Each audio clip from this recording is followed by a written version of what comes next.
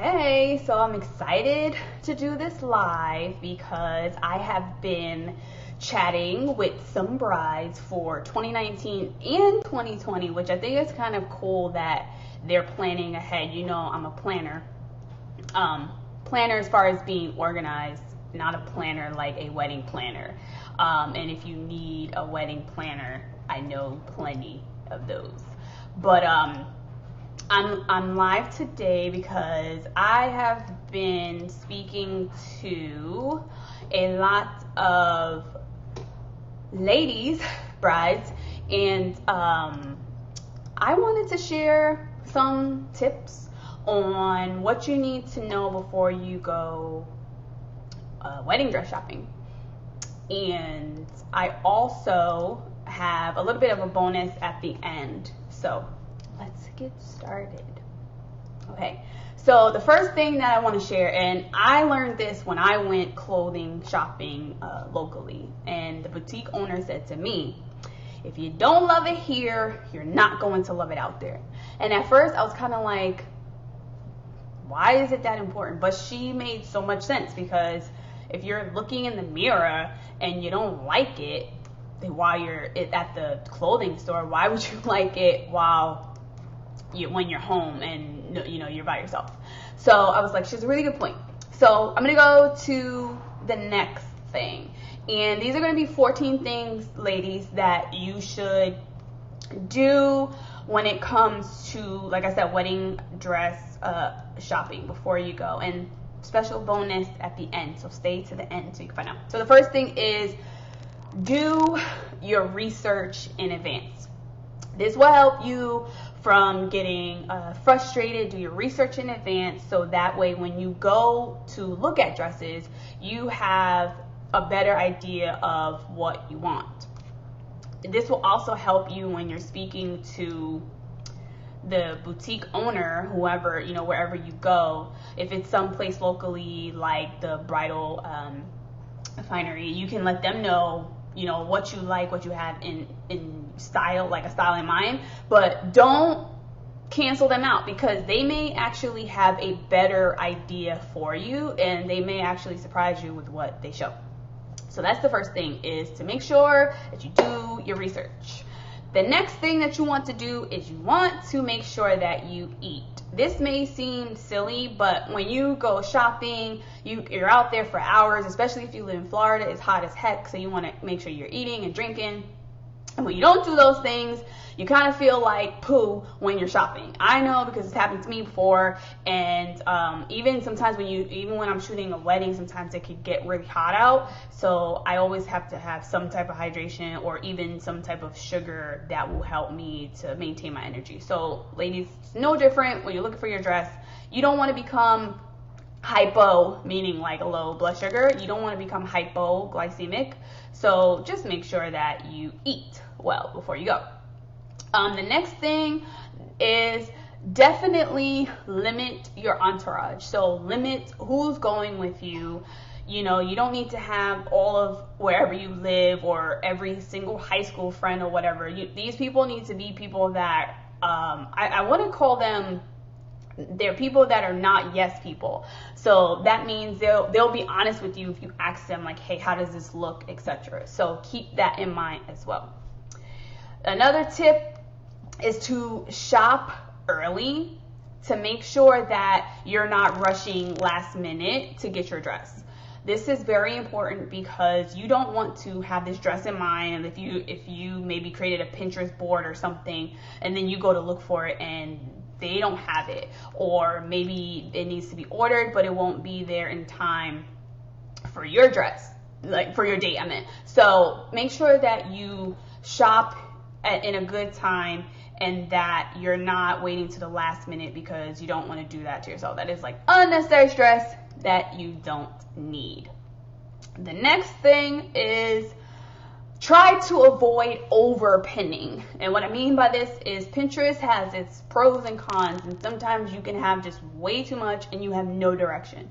So really trust, like the bridal consultant, depending on where you're going, to help you. And then if you're going to use Pinterest, like really narrow it down, be a little bit more specific with what you like.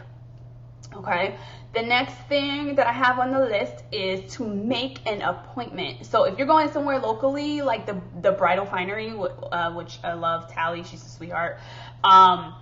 They go by appointment. A lot of these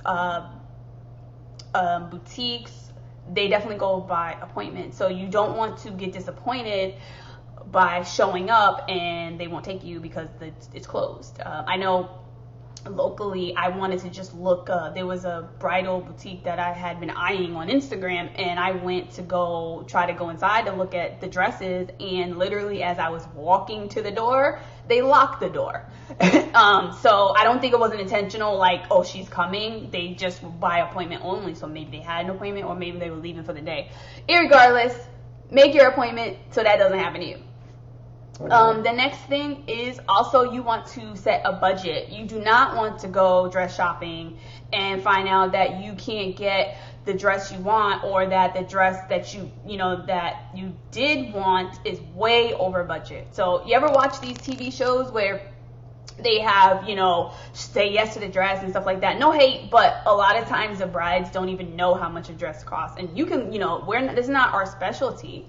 Your specialty as a customer. That's what the bridal shop, they know what material, they know everything.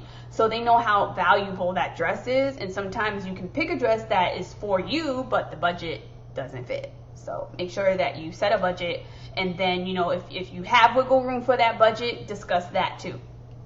The next thing is, don't buy the dress if you don't like it. Remember, you have to wear the dress. It's going to be in all your pictures. If you book a videographer, which you should do, it's going to be in your video. You're not going to like that either. So make sure that you buy what you like and really think about it. I haven't been to one yet, but I know this has been suggested by professionals that I trust in the industry. But a lot of these boutiques, they have what they call trunk shows. So learn more about those. Learn more about when they're going to happen. If it's a shop that you've been trying to get to, find out when their trunk show is and go there. I know the benefit to a trunk show is the pricing.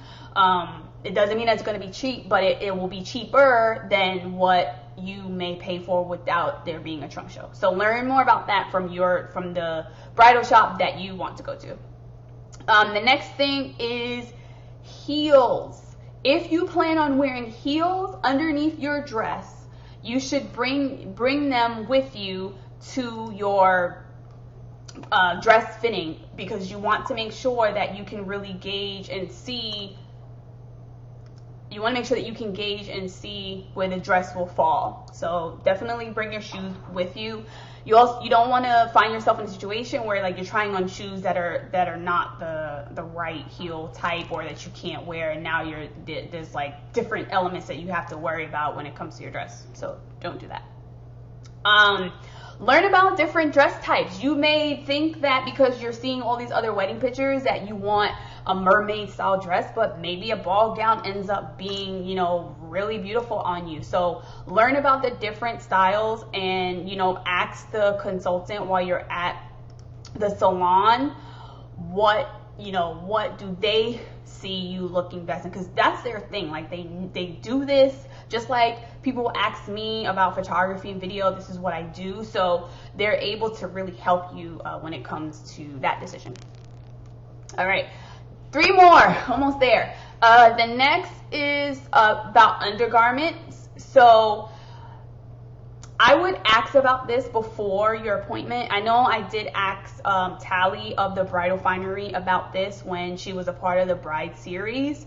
So find out what's best as far as undergarments go. I know personally, when I was a part of a wedding, I brought undergarments with me because the dress may fit differently. If you're wearing what they call a bustier la caca, whatever, right? That's what I call it. But no, if you're wearing a bustier and your breasts are gonna sit differently, sorry fellas, but let's just call it what it is. You want to know how the dress is gonna fit with that, because the worst thing that can happen is on the wedding day you're trying to zip up and you can't because it's just it's in abundance. Okay. The next thing is to be open-minded, and this goes down to the details of your dress, what you're wearing.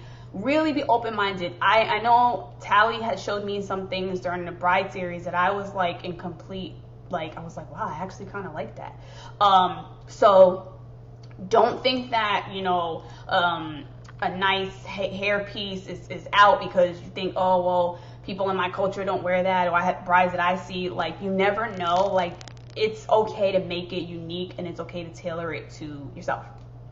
The next thing, this is the last one actually, is to go local. There's benefits to actually shopping at a local boutique, because you're thinking about timing again and when you need a dress. So this is a key factor as well with alterations. It's really good to go local. So there are bridal salons all across Orlando that I know of. Like I said, I personally like Bridal Finery because I've developed a relationship with the owner, Tally. She's really sweet, knows her stuff, like really knows her stuff. And so it's really cool to do it locally because, like I said, if you need alterations or things like that, you don't have to worry about shipping and all this other hoopla and garbage. All right. So with that being said, you can also check out the Bride Series 2018, which featured Tally and Roberta, which is they're both the owners of the Bridal Finery, and they talked about a luxury fit, what everyone ought to know about bridal gowns, and it was really detailed. So ladies, I'm gonna put the link for you below, but until then, keep being gorgeous, keep being yourself, and I'll see you live next time. Bye.